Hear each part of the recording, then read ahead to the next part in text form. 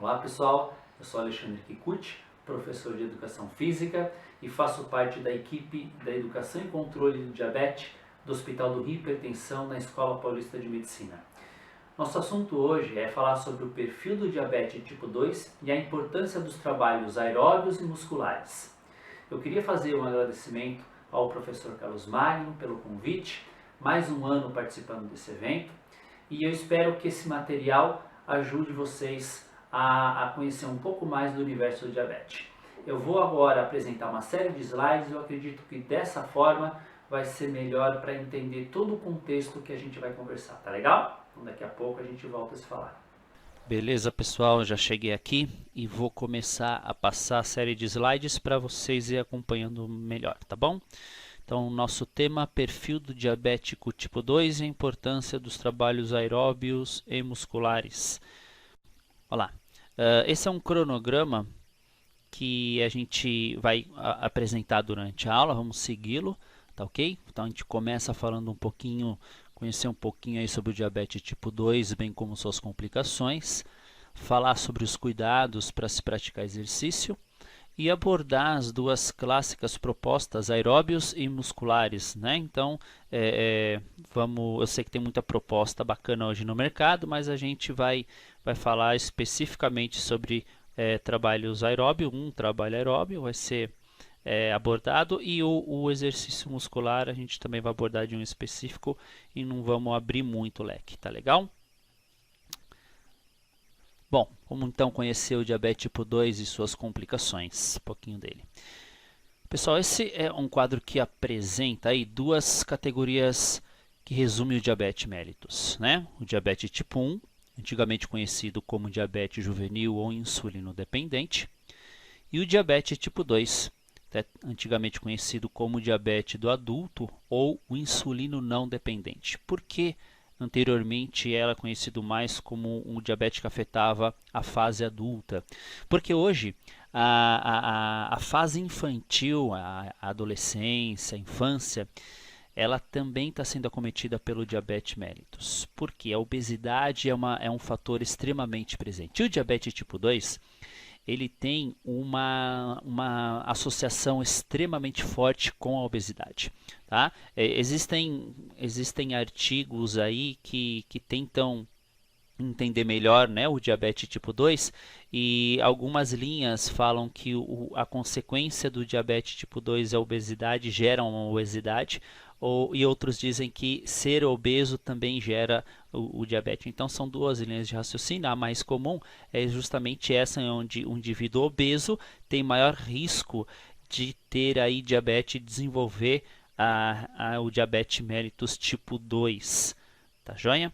Bom, a etiologia do DM, do diabetes, está principalmente relacionada a defeitos de origem genética, então o fator genético é preponderante aí para a aquisição do diabetes mellitus, 1 e o 2, na produção ou a ação da insulina, tá? Especificamente falando do tipo 1, o tipo 1 existe uma falência pancreática, né? Então, o pâncreas, que é o órgão responsável, especificamente falando, as células beta-pancreáticas, de produzir insulina, existe uma falência desse órgão.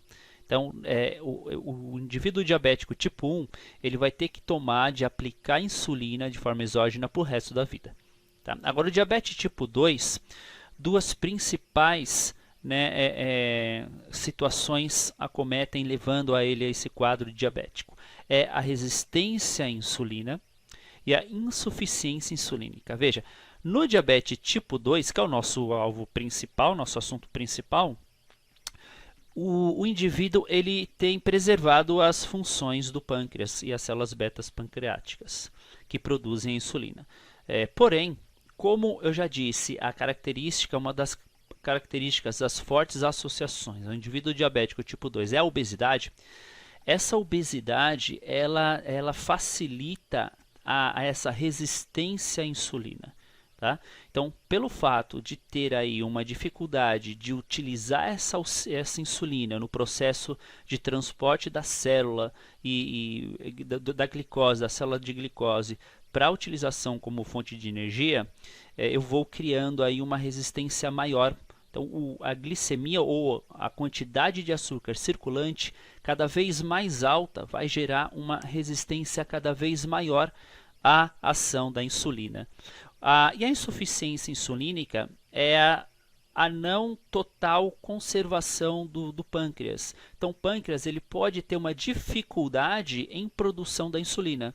Tá? Então, alguns medicamentos de forma oral vão fazer o que com esse pâncreas? Vão lá, eles vão tomar esse remédio, essa medicação, e vão fazer com que o pâncreas fabrique um pouco mais, com mais qualidade, né, a insulina. Tá? Então, são esses dois fatores, a resistência à insulina e a insuficiência insulínica, que aí tem a característica básica do indivíduo tipo 2. O diabetes tipo 2 ele representa um total de 90% quando comparado aos 10% dos indivíduos tipo 1. Então, a esmagadora maioria dos diabéticos são do tipo 2. Tá? Ela está fortemente relacionada ao comportamento, ao estilo de vida, à baixa qualidade na alimentação, ao sedentarismo, ok? Então, o diabetes tipo 2 ele produz insulina, tem uma característica mais de obesidade, o que vai dificultar mais esse trabalho, essa utilização com qualidade da insulina. E ele tem aí esses dois quadros, dando uma característica toda própria para o indivíduo diabético tipo 2. Tá joia? Olha só, na grande maioria dos casos, o diabetes tipo 2 ele instala, ele progride e com o passar do tempo sem manifestação de qualquer sintoma. Então, os sintomas clássicos, como as doenças crônicas do diabetes, elas podem começar a ser, né, instaladas no organismo, porém sem nenhum tipo de manifestação. A doença vai evoluindo, vai gerando as complicações do diabetes e aí o tempo, quando é identificado o diabetes ou a sua doença crônica, os danos já podem ter sido aí bastante significativos. Então veja, alguns sintomas podem ser observados sugestionando a presença do diabetes tipo 2. Por exemplo, a poliúria, que é urina muito, a polidipsia, que é beber muita água, e a polifagia, que é comer muito. Então, através dessa observação, né, você pode sugestionar a presença do diabetes tipo 2 e, através de um exame específico, aí, traçar o diagnóstico correto para a doença. Olha só, os principais fatores de risco para o diabetes tipo 2 são a idade, o indivíduo ter maior de 45 anos, né, ter mais do que 45 anos, uma pequena observação aí com o que já foi dito, que hoje a realidade é que cada vez mais as pessoas jovens, as crianças, elas estão tendo também um risco alto para o diabetes tipo 2 devido ao quadro de obesidade, tá ok? O excesso de peso acima de 25, então veja, até 29,9 ele ainda se encontra em sobrepeso. Acima de 30 já é classificação de obesidade, tá ok? Ter antecedentes familiares de diabetes, hipertensão arterial acima de 140/90, o clássico 14/9, o colesterol HDL menor do que 35, então o colesterol, vale uma observação aqui também, que o HDL, que é o classificado bom colesterol, você consegue melhorar a sua quantidade através da prática de exercício físico. O triglicérides, né, acima de 250 mg por decilitro, e também ser sedentário. Esses são os principais fatores que podem, né, potencializar aí o risco para a aquisição do diabetes mellitus tipo 2.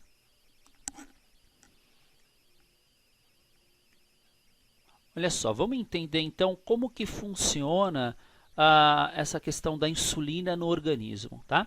Então, através do alimento, você vai ter uma liberação, né, de insulina pelo pâncreas. Essa insulina ela vai se ligar a receptores presentes nas membranas das células musculares e aí vai permitir a entrada da glicose por meio intracelular. No meio intracelular, essa molécula de glicose ela vai se ligar aos transportadores de insulina chamado GLUT4. E assim, esse transportador vai concluir esse transporte para o meio intracelular e essa molécula de glicose vai produzir a energia necessária. Okay? O problema maior é que, como existe a obesidade presente nesse quadro, principalmente de gordura visceral, provoca uma deficiência na quantidade dos receptores de insulina. Também existem outras linhas que dizem que a problemática ela se encontra não na questão da quantidade, mas sim do sinal que é enviado para os receptores de insulina. Então, enfim, a questão é que é comprometido, os receptores de insulina não conseguem ter essa qualidade de trabalho, e aí esse quadro é conhecido como resistência à insulina. Beleza? Então, se alimenta, é me dada uma mensagem tanto de liberação do GLUT4, né, como liberação para a própria insulina, e aí você vai ter toda essa trajetória aí para que os receptores se liguem à molécula de insulina e aí tragam a glicose para o meio intracelular, onde esse transportador, que é o GLUT4, vai fazer todo o transporte para o meio intracelular e essa produção de insulina se concretizar aí com a produção de energia, vai se concretizar com isso. Beleza? Então veja só, a prática de exercício físico ela vai potencializar bastante todo esse processo, ou seja, vai melhorar não só a questão dos receptores, né, de melhorar os sinais de receptores de insulina, como também ela vai participar no aumento de enzimas específicas para atuar em todo esse processo, ok? E aí, consequentemente, essa glicose circulante ela vai estar melhorada. Veja só, a glicemia, uma das principais características do indivíduo diabético tipo 2 é de ter uma glicemia alta. Tá? Uma glicemia alta ela tem uma variação de acima de 160 miligramas por decilitro. Tá? Então, a 180, 200, 250, até 600, você pode encontrar pessoas aí com glicemia totalmente descompensadas, né? Ou alto índice de glicêmico aí.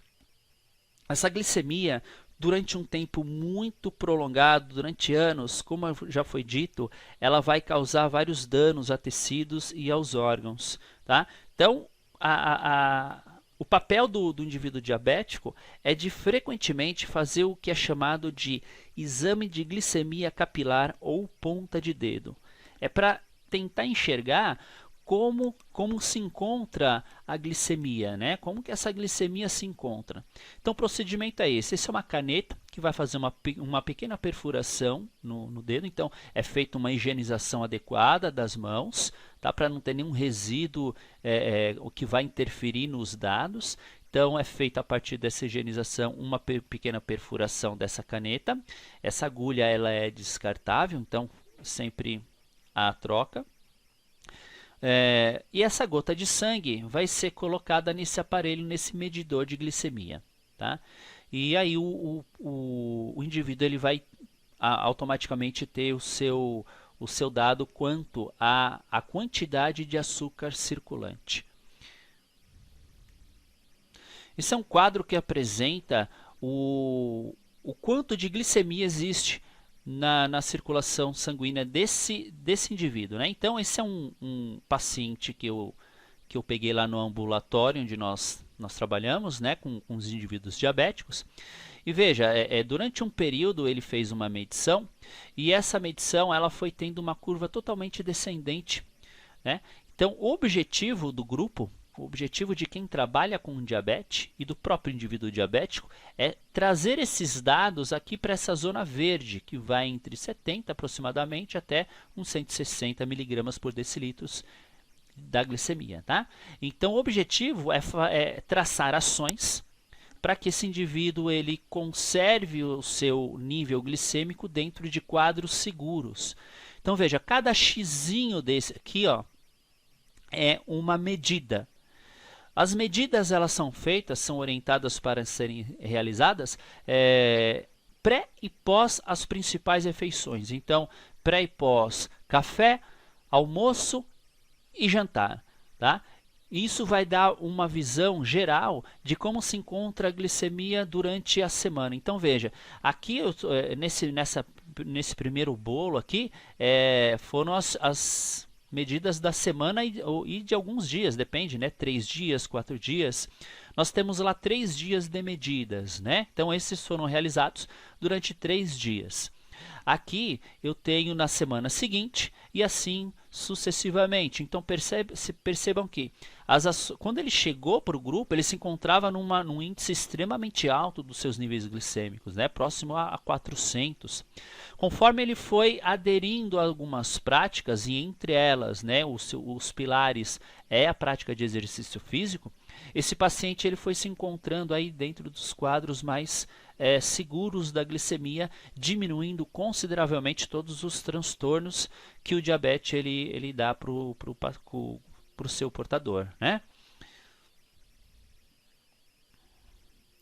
Então vamos lá, como a gente já falou, fisicamente o diabetes tipo 2 ele tem sobrepeso ou obesidade, então é uma característica do indivíduo diabetes tipo 2. E quanto mais a obesidade acontece, maior vai ser o descontrole desses níveis glicêmicos pela dificuldade, né, dos receptores de insulina agirem e da própria insulina agir. A fisiopatologia, como também já dissemos, a resistência insulínica e também a dificuldade de produção da insulina, deficiência insulínica, e o seu perfil glicêmico vai precisar, para melhora desse perfil glicêmico, modificações do estilo de vida, que aí a gente tem não só a dieta e exercício, como está anotado aí, mas também assuntos relacionados à própria quantidade de remédio, né, que ele ingere, e também os períodos, tá? A aplicação, tem toda uma questão interdisciplinar que precisa ser trabalhada para a melhora dos quadros de diabetes tipo 2 aí. Bom, essas são as complicações crônicas do diabetes, pessoal. Essas complicações crônicas devido aos altos índices glicêmicos, tá? Então a doença cardíaca, o AVC, ela é uma das principais causas de morte, então representando 65% dos casos de morte, aí 65% com diabetes. A hipertensão arterial, a cegueira, retinopatia diabética, a doença renal, a nefropatia, principalmente a retinopatia, a nefropatia e a doença do sistema nervoso, que é a neuropatia diabética. A gente vai abordar alguns cuidados relacionados à prática de exercício físico, tá legal? Deixa eu dar uma voltadinha só para completar aqui. Olha só, a doença renal, ela é uma da principal causa no diabetes. Então, muitos indivíduos diabéticos que não cuidam do seu quadro glicêmico acabam tendo problemas de cunho renal aí também, ok? A diabetes gestacional é uma outra situação também bastante relacionado à questão do comportamento, né, do seu estilo de vida. O estilo de vida ele representa uma porcentagem bastante significativa para a aquisição de diabetes mellitus. Mas um outro quadro também, pessoal, que deve ser levado em consideração é o fator genético, como a gente já disse, né? Então você pode encontrar pessoas que têm obesidade, que têm um estilo de vida inadequado e que não têm nenhum risco de diabetes, faz exame e verifica que os índices glicêmicos estão lá preservados. Isso é um fator genético que grita mais alto, tá legal? Então veja só, ainda da diabetes gestacional, uma informação importante é que após o parto, a mulher ela tem grande chance de não ter o diabetes, tá? Porém, os riscos dela adquirir novamente o diabetes tipo 2 numa fase posterior é bem alto, tá legal? Bom, e por fim a doença dentária e periodontal, o risco maior também em indivíduos diabéticos, e 1/3 dos diabéticos apresentam essa doença e a perda da fixação dos dentes. Tá? Então percebam que as complicações de forma crônica são bem altas. Só para a gente ter uma ideia do quanto é importante a manutenção do bom controle glicêmico, a redução, a probabilidade de reduzir o risco, né, em parâmetros clínicos aí da retinopatia, da nefropatia e paraneopatia são bastante significativos. Você consegue reduzir 76% de ter retinopatia. A nefropatia, que é o que acomete os rins, você reduz o risco de 54% e a neuropatia de 60% a partir do momento que o diabético tem um bom controle dos seus níveis glicêmicos.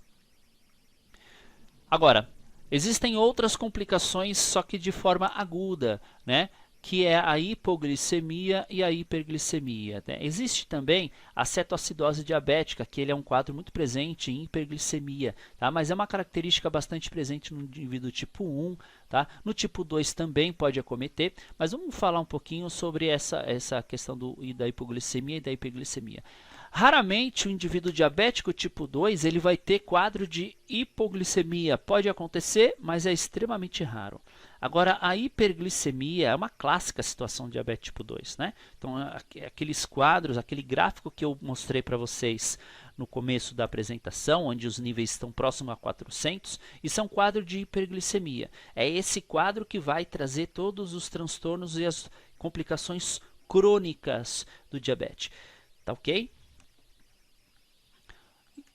É extremamente importante a gente saber dessa situação das complicações agudas, a hiperglicemia e hipoglicemia, para aplicação dos exercícios para o indivíduo diabético tipo 2. Tá? Então vamos abordar um próximo tema aí, que é o que são os cuidados para a prática de exercício físico. Tá? Então vamos lá. Inicialmente, a avaliação médica.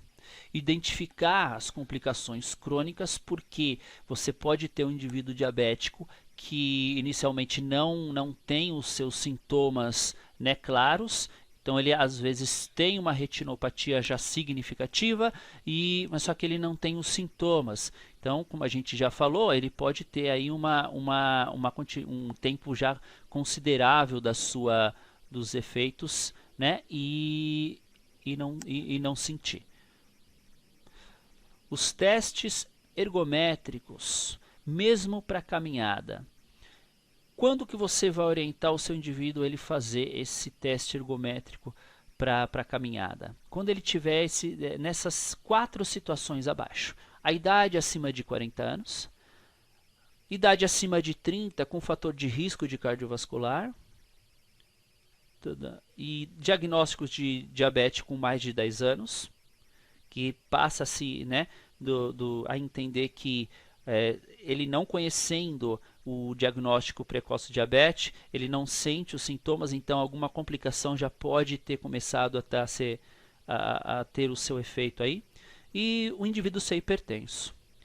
Se o indivíduo estiver fora dessas situações, os testes ergométricos eles não precisam ser feitos para se iniciar uma caminhada. Veja, vamos filtrar essa informação. Na medida do possível, todos precisam, independentes de diabetes ou não, o recomendado é fazer o teste ergométrico, né?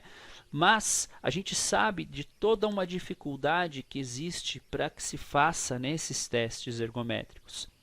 Se ele não se encontrar nessas situações de maior risco, ele pode iniciar uma caminhada, porque a complexidade de se fazer esse teste pode fazer com que ele demore para fazer essa caminhada, e eu estou dizendo uma caminhada e não corrida, não exercícios de alta intensidade, mas uma caminhada para que ele não se desestimule, ok? Agora, se ele se encontrar nesses quadros abaixo, mesmo para caminhada, é recomendado que ele faça esses testes ergométricos.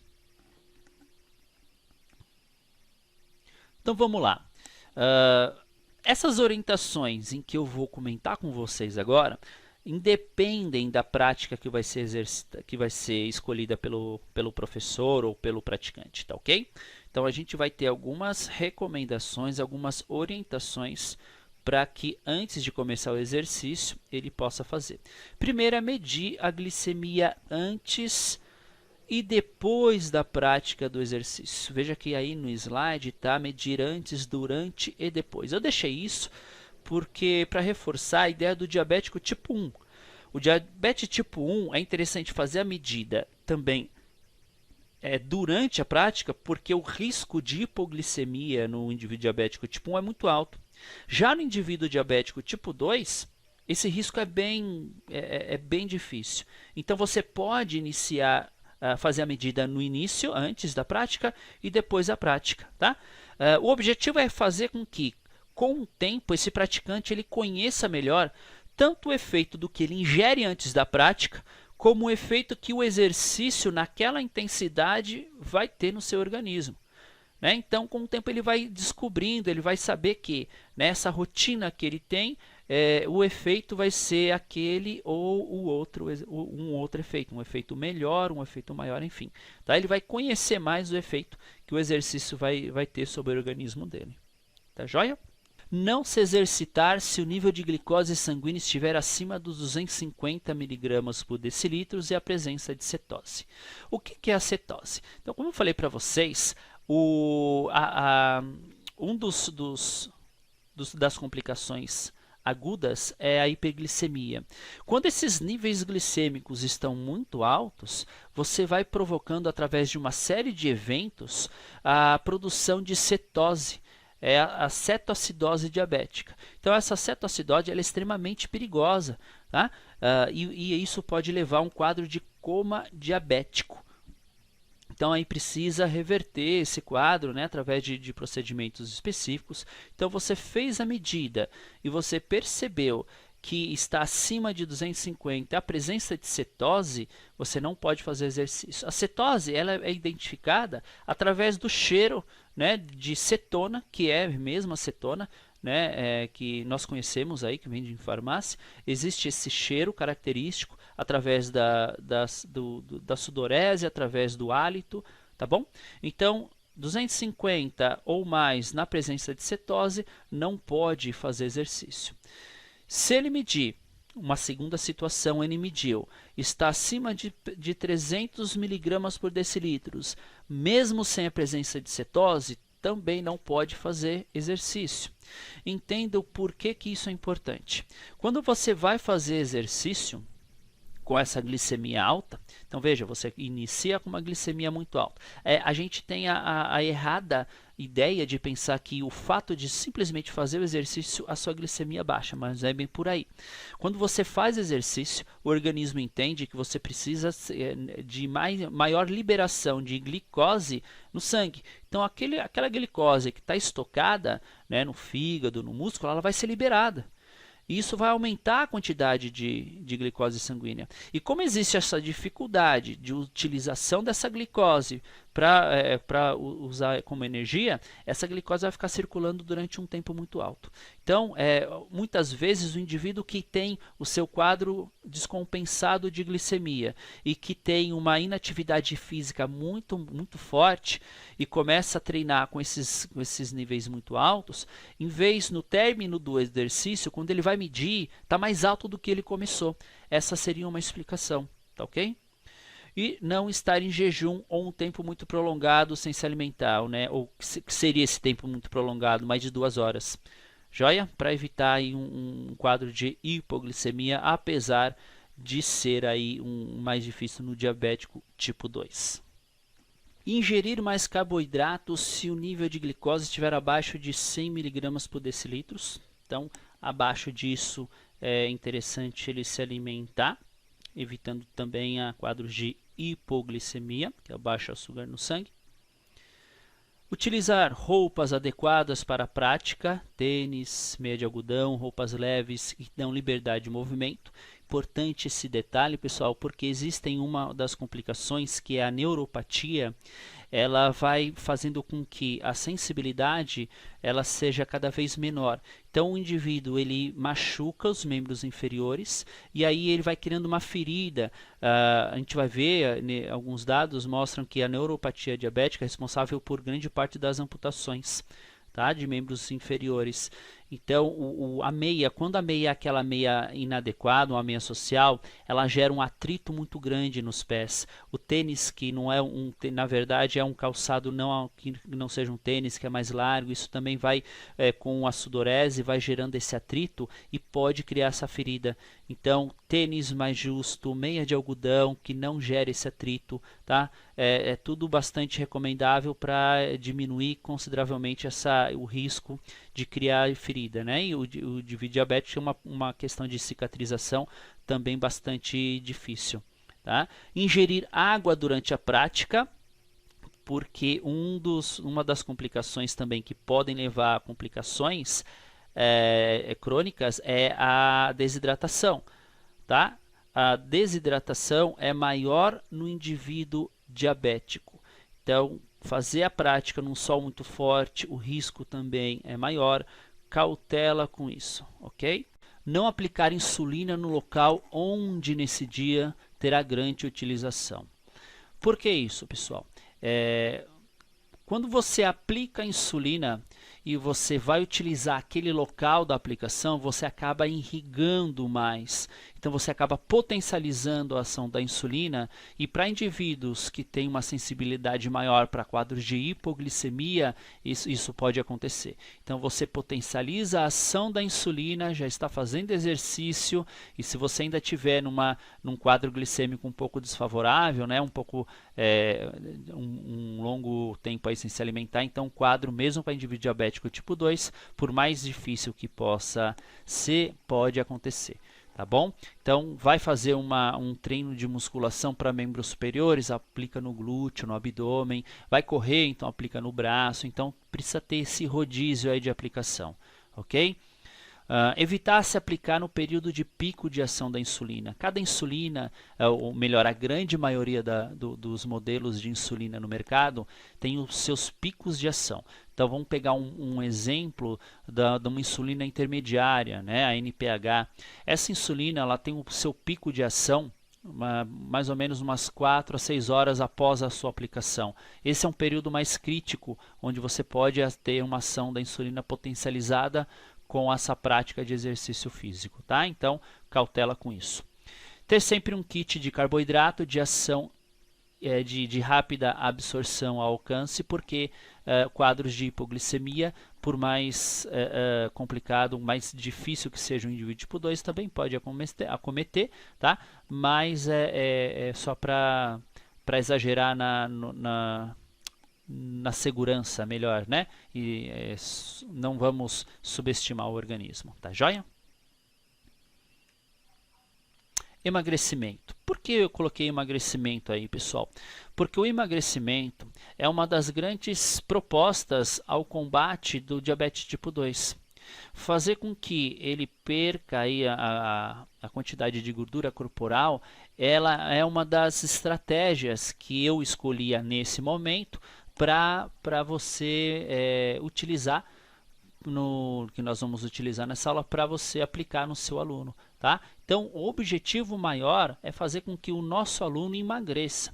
Ele emagrecendo, ele vai ter uma resposta bastante positiva nos seus índices glicêmicos. Tá? Consequentemente, a diminuição de todos os riscos aí de doenças crônicas e quadros crônicos e agudos.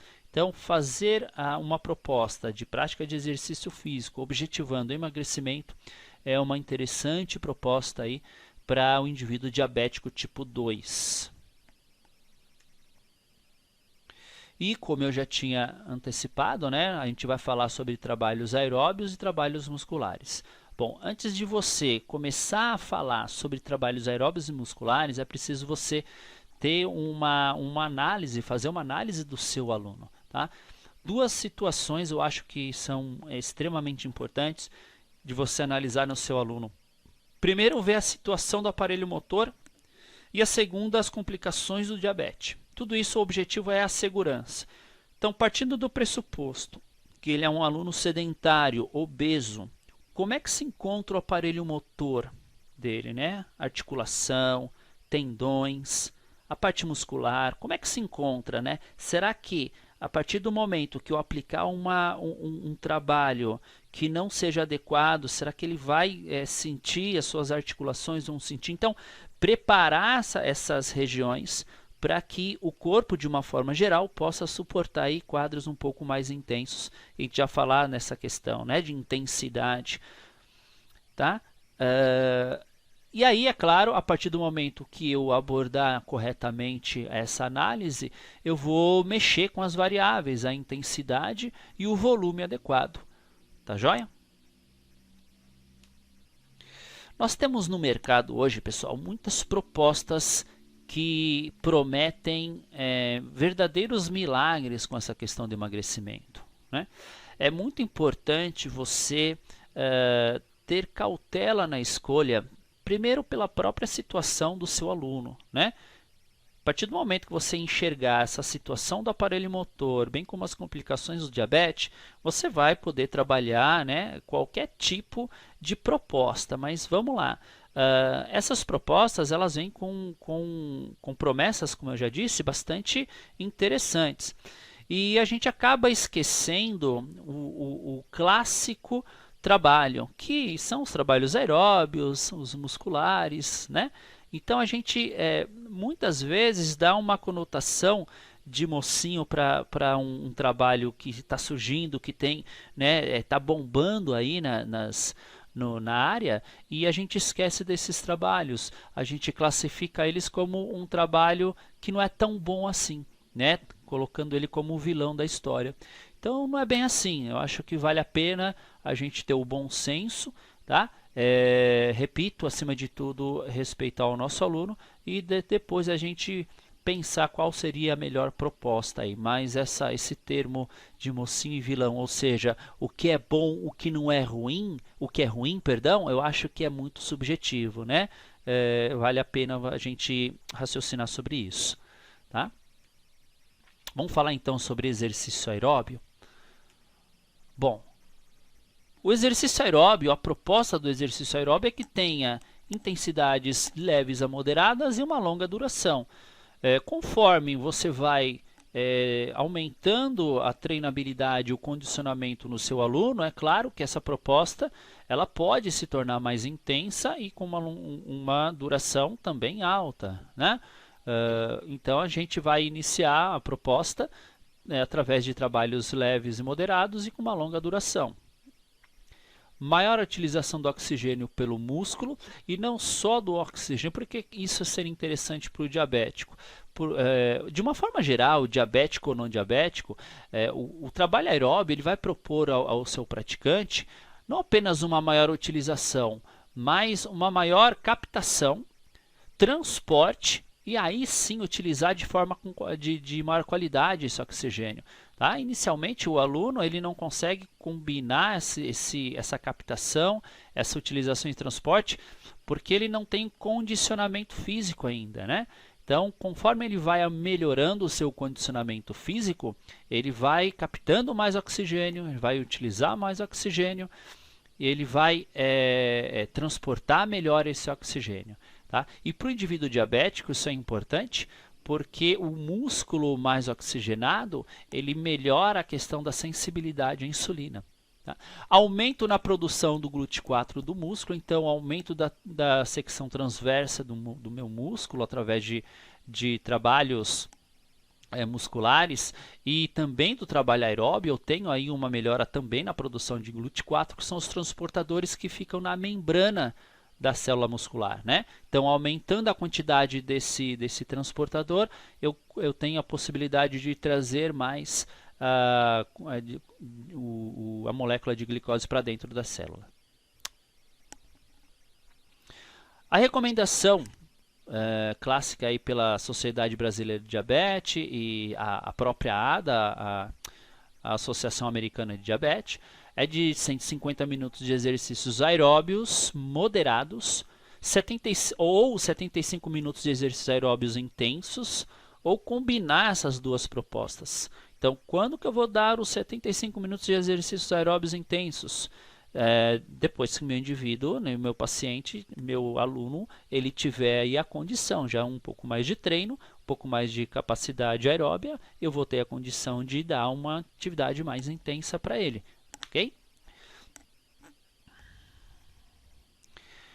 Eu gosto de mostrar alguns estudos, pessoal, e esse é um bem bacana, né? É um posicionamento do American College e da Associação Americana de Diabetes, que verificou vários estudos e os benefícios que a prática da caminhada, da atividade física, e foi uma caminhada, propôs durante a semana para o praticante. Eles trabalham em milhas, né? Então quando você converte mais ou menos 5 milhas, dá 8 quilômetros, 16 quilômetros, 10 milhas, então é assim, é na semana, ok? Não que você tenha que começar para obter, isso é claro, foi analisado, mas quando você tem um aluno que ele tem um condicionamento extremamente baixo, você pode e deve começar de forma mais gradativa, tá bom? Isso aqui é apenas para a gente ter um parâmetro. Então veja, 5 milhas e 10 milhas, que dá aproximadamente 8, 16 quilômetros, na semana de caminhada, teve uma melhora significativa lá para os transportadores de glicose e também melhora na sensibilidade à insulina. Sem dizer várias enzimas que fazem todos esse sistema, o funcionamento desse sistema, tá? Então você, dentro desse volume, dessa intensidade, você conseguiu aí ter uma proposta bem significativa, ok? Aí, ó, 15 milhas, 20 milhas, que já é um aumento maior, eu tenho uma melhora considerável na minha massa corporal, né? Uma diminuição do peso, do peso total, da gordura corporal, alterações significativas aí no LDL e um aumento do HDL, que são o LDL, o mau colesterol, o HDL, o bom colesterol, ok? Agora, é claro que conforme eu vou aumentando isso, eu vou também tendo melhoras, né, permanentes aí, esse baixo peso, essa perda de peso, ela vai aumentando significativamente. Então, há de se entender que quando eu aumento o meu trabalho aeróbio, eu tenho melhoras significativas na minha perda de peso. Mas entenda, para eu aumentar o meu peso, a minha intensidade, melhorando, né, potencializando a perda de peso, eu tenho que analisar todos aqueles componentes anteriores para a prática de exercício, tá? Para o indivíduo diabético. Então, dentro de uma proposta aeróbia que eu vou conversar com vocês aqui é a permanência na zona lipolítica. A permanência na zona lipolítica quer dizer fazer com que o praticante, o aluno, ele permaneça numa frequência alvo, que vai ter uma variação de 50% a 65% da frequência cardíaca máxima, para que ele utilize a gordura como fonte de energia primária. Tá? Isso que é a zona lipolítica. Fazer com que ele permaneça um tempo X considerável e ele vá dessa forma consumindo gordura corporal como fonte de energia para a prática aeróbia aí. Não é fácil. O aluno, quando o paciente, o aluno, ele não tem um condicionamento físico adequado, pessoal, ele rapidamente atinge uma frequência cardíaca aí. Então, a caminhada para muitos vai conseguir atingir essa frequência lipolítica aí bem facinho, tá? Então, realmente passos de formiga para aquisição de maior condicionamento físico e permanência aí para a zona lipolítica, tá? Então, a gente pode fazer isso numa esteira, caminhada, posteriormente um trote e corrida, a bike, um spinning, a natação, tá? A hidroginástica, dependendo da proposta, também vai ser um trabalho aeróbio bastante considerável, tá bom? Enfim. E a dança também, eu acho que é uma proposta bem bacana. Para eu ter esse controle da minha zona lipolítica, eu tenho que saber qual é a frequência cardíaca, né, que o meu aluno precisa alcançar. E para eu ter esse controle, eu vou usar o frequencímetro ou a palpação arterial. Tá? O frequencímetro, todo mundo deve conhecer, é aquele reloginho que fica o sensor no externo e ele vai passando as informações referente à frequência cardíaca do seu usuário, do praticante, né?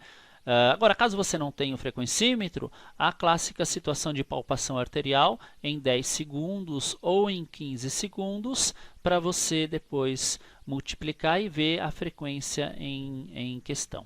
Tá? Para a gente achar a frequência cardíaca adequada, é necessário construir a zona-alvo, né? Através da frequência cardíaca de reserva. Então, eu vou construir uma frequência cardíaca de treino, onde meu aluno vai permanecer durante o treino.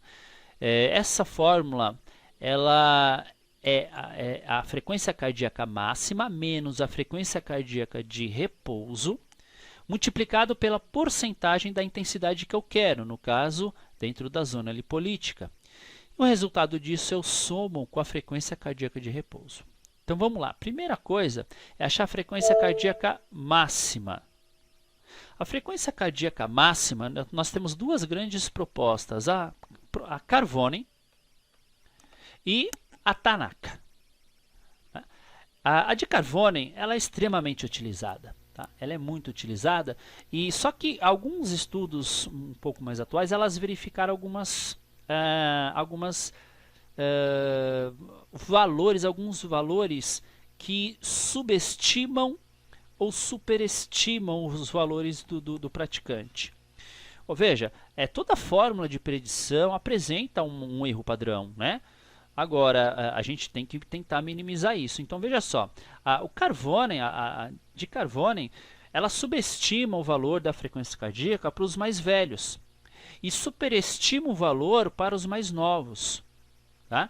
Então, assim, qual seria, né, a sugestão? Que você tomasse cuidado com essa de superestimar e subestimar, ok? Uma opção é você usar a de Tanaka, que é 208 menos 0,7 vezes a idade. Então, para resumir, se você tiver um aluno entre 30 e 50 anos, tanto faz você usar uma ou outra. Tá? Se você tiver um aluno com menos de 30 anos ou mais de 50, a orientação é que você utilize a de Tanaka. Beleza? Isso tudo, o objetivo é traçar, construir a zona-alvo de trabalho. Perfeito? Agora, o mais indicado é que você utilize o padrão ouro, que é submeter seu aluno a um teste de esforço máximo na esteira. Tá? Esse é o padrão ouro, esse é o mais seguro, é o mais que realmente não vai fugir aí de todo esse erro padrão. Legal? Se você quiser fazer um teste, um indivíduo de 40 anos, que é o que nós vamos usar agora como modelo, o de 40 anos dá igual, se você tanto faz você usar Carvone ou o Tanaka, tá bom? E uma última informação quanto à fórmula de Carvone, esses mesmos estudos que identificaram uma superestimação, uma subestimação dos valores, também identificaram que pode ser que essa fórmula não foi criada pelo próprio Carvone. Né? Então tem uma série de contra aí que sugestiona uma não confiança total na fórmula de Carvone, apesar dela ser bastante utilizada, tá? E é ela que nós vamos usar agora, pessoal. Eu vou permanecer nessa fórmula de Carvone para a gente achar a nossa zona-alvo, tá bom? Então, vou pegar um modelo aqui, a idade de 40 anos. Então, nós temos lá o indivíduo de 220, menos a idade, que é a Carvone, né? 220 menos a idade. E esse resultado vai dar 180 batimentos por minuto. Então, parto do pressuposto que essa frequência cardíaca máxima, teoricamente, é de 180 batimentos por minuto. Após isso, eu preciso achar uma frequência de repouso. Oriente o seu aluno a ficar um tempo sentado, mais ou menos uns 5 a 10 minutos sentado, e através do frequencímetro ou da palpação, você verificar a frequência cardíaca dele. O mais indicado é ao acordar. quando você acordar numa situação mais tranquila, um domingo, por exemplo, né? E onde não há necessidade de correr para trabalhar, ele fazer essa aferição e aí você vai ter a sua frequência de repouso mais próxima aí do que é mesmo, tá bom?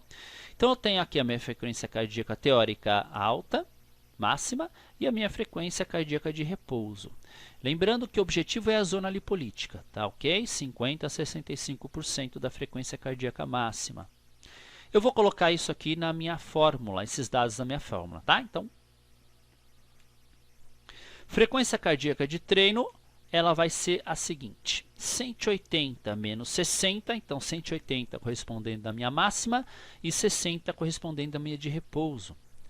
Eu vou multiplicar esse valor por 50% e depois somar por 60, que é a minha frequência cardíaca de repouso. Isso vai me dar uma frequência cardíaca de treino a mínima de 120 batimentos por minuto. Perfeito? E aí, eu vou fazer a mesma coisa para máxima. Vou colocar os dados, só que eu mudo só a porcentagem que eu quero alcançar, que é 65%, e eu vou ter um valor aí de 138 batimentos por minuto. Então veja, meu objetivo era um trabalho aeróbio para o meu aluno, visto todos os cuidados referentes ao diabetes, é fazer com que ele permaneça numa frequência cardíaca, o objetivo da zona lipolítica de 120 a 138 batimentos por minuto, tá ok? Essa é uma proposta bem simples e que você consegue fazer com o seu indivíduo iniciar a prática de exercício e conseguir aí a perda significativa e consequentemente melhora nos quadros glicêmicos. Quando a gente pensa em complicações e exercício aeróbio, o que é contraindicado, né? Vamos dar uma olhadinha. Primeiro, a retinopatia. Retinopatia é a complicação na vista, né? Nos olhos. Ele vai perder a visão com essa complicação. Então, o que não é indicado? Corridas de impacto, esportes com raquetes. Então, o impacto, né, através da corrida, ele pode ocasionar aí um descolamento da retina e consequentemente a cegueira. Okay? Esportes com raquetes pelo risco de você bater a bolinha nos olhos, enfim, provocar uma lesão. A neuropatia, ela é periférica e autonômica, né? Então, a neuropatia ela acomete bastante os membros inferiores e superiores, tá? Eles são danificados e acarretam as perdas das sensações, como a gente já viu. Só que é a sensação, porém, existe muita dor, né, nos membros inferiores, tá? Para o indivíduo diabético. Então, qual é o melhor? A autonômica está diretamente relacionado a um mau funcionamento de maior parte do sistema dos órgãos, tá? Podendo trazer alterações para as funções cardiovasculares, respiratórias, urinárias, entre outras, tá bom? Então, essa neuropatia autonômica ela é bastante perigosa. Veja só, trabalhos em esteira, caminhada prolongada, corrida, isso é muito sofrido para o indivíduo que tem neuropatia. Então é melhor você propor uma natação, um trabalho dentro da água, ok? Uma bicicleta ergométrica leve, perfeito? Para não ele ter que suportar o peso corporal. E a nefropatia, que é o comprometimento renal. Pessoal, a adequação às capacidades do indivíduo. A orientação, de acordo com a recentíssima Sociedade, né, Brasileira de Diabetes, agora em 2015, recentemente ela viu que a nefropatia, você precisa identificar as complicações do indivíduo e aí você indicar o que é melhor, dentro de um conforto. Tá? Essas três complicações elas têm forte associação com doenças cardiovasculares, então a frequência cardíaca não pode ter um aumento significativo aí, ok? Precisa ter um controle bastante grande da prática de exercício aeróbio quanto às complicações crônicas. E por fim, vamos falar dos exercícios musculares. Bom, vamos pensar aqui em exercícios resistidos a musculação, os trabalhos com rubber band, com a borracha, ok? Não vamos pensar em trabalho que tem um aspecto funcional, por exemplo, tá? Porque a gente vamos pensar na forma mais clássica, um trabalho de musculação, um trabalho sentado numa cadeira com pesos, ok? A gente vai pensar nesse tipo de trabalho resistidos. Quem pode fazer? Qual a intensidade correta? Isso também é verificado, né? Como eu disse, antes de qualquer tipo de exercício. Quem pode fazer trabalho resistido? Qual é a intensidade correta? Pessoal, a partir do momento que você tem um controle glicêmico, o indivíduo diabético, qualquer um pode fazer um trabalho resistido adequado às suas características, né? A presença ou não das complicações. Então precisa realmente traçar uma estratégia segura aí para a prática de exercícios resistidos, porque os benefícios eles são bastante interessantes. Tá? Então é recomendado que você faça pelo menos, né, 2 vezes na semana os exercícios resistidos, e os benefícios serão as adaptações metabólicas e estruturais, o aumento da produção do GLUT4 no músculo, bem como o próprio músculo tendo aí, né, um aumento da produção e também de todo a sinalização, né,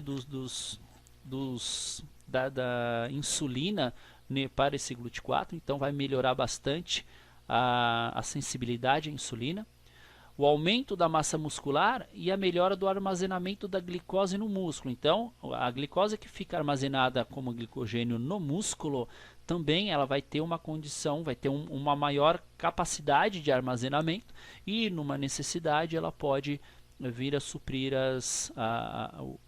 a prática de exercício, tá ok? Esse é um trabalhinho bacana também, falando sobre a intensidade e o volume, respondendo à sensibilidade à insulina de forma aguda.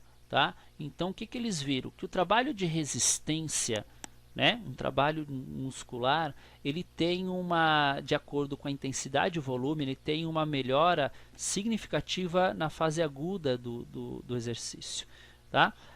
E esse estudo ele mostrou que quanto maior for a intensidade, maiores são os benefícios. Respondendo à questão, quando a gente pensar em melhora da sensibilidade à insulina, eu tenho que aumentar a intensidade do meu trabalho muscular também.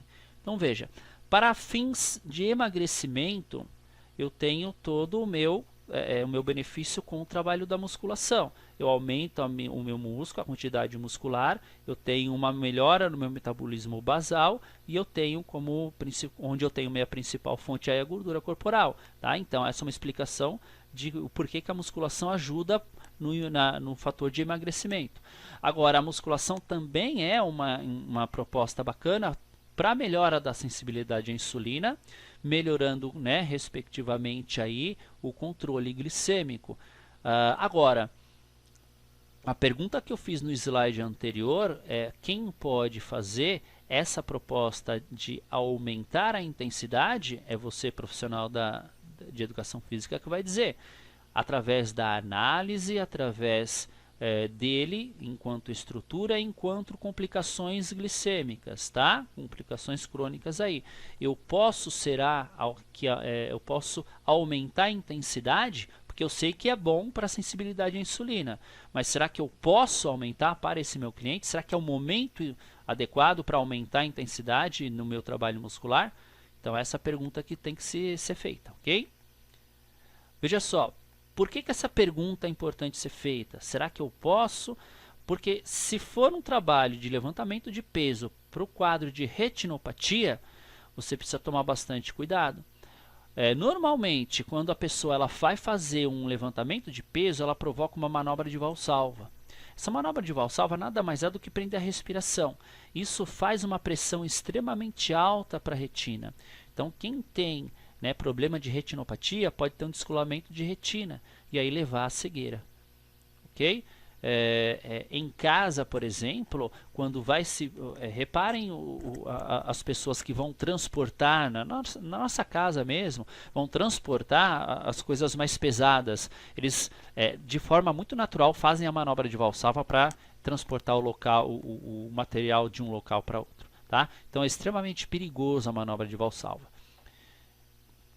A neuropatia periférica e autonômica em exercícios musculares é mais orientado que você faça esse exercício sentado, justamente para evitar que ele tenha o peso, né, nos membros inferiores, onde tem uma sensibilidade diminuída na questão de feridas e tem também a dor, né, que a dor é extremamente forte nos membros inferiores. Ok? Então, trabalhos em cadeira, exercícios com os membros superiores, inferiores, sentados, leves, perfeito? Exercícios sem sustentação do peso corporal.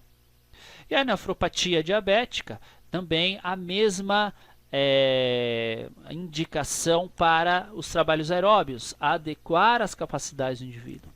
Mais uma vez, quero lembrar vocês que essas três complicações, elas têm forte associação à frequência cardíaca e a doenças cardíacas, tá ok? A eventos cardiovasculares. Cautela ao aplicar essas propostas. Então, o que fazer mais? Trabalhos aeróbios ou trabalhos musculares? Bom, os dois tipos, as duas propostas, têm uma resposta bastante positiva, seja no controle glicêmico do indivíduo diabético, ou seja na perda de peso desse indivíduo. Tá? Você precisa identificar se existe, primeiro, alguma resistência a uma dessas propostas. Caso haja essa resistência, explicar os benefícios que ela pode trazer, tanto para o controle glicêmico como para a perda de peso, e aos poucos ir agregando, até que você tenha o equilíbrio, né, que é o mais recomendado, é a combinação das duas propostas. Em segundo lugar, a cautela com as complicações crônicas do diabetes. Caso você tenha isso identificado, saiba trabalhar, tenha bom senso e nada impede que esse indivíduo ele faça uma prática de forma adequada à realidade que ele se encontra. Tá ok? E é isso aí, pessoal. Muito obrigado pela atenção de vocês. Eu queria agradecer mais uma vez a coordenação do Congresso, ao professor Carlos Magno pelo convite, mais um ano aqui participando desse evento significativo para a nossa área. Os meus contatos devem estar aparecendo aqui embaixo, meu site, meu e-mail, o meu contato pelo Facebook. Vou deixar disponibilizado esse material que foi utilizado na nossa aula no meu site, se cadastra e você pode retirar lá, tá legal?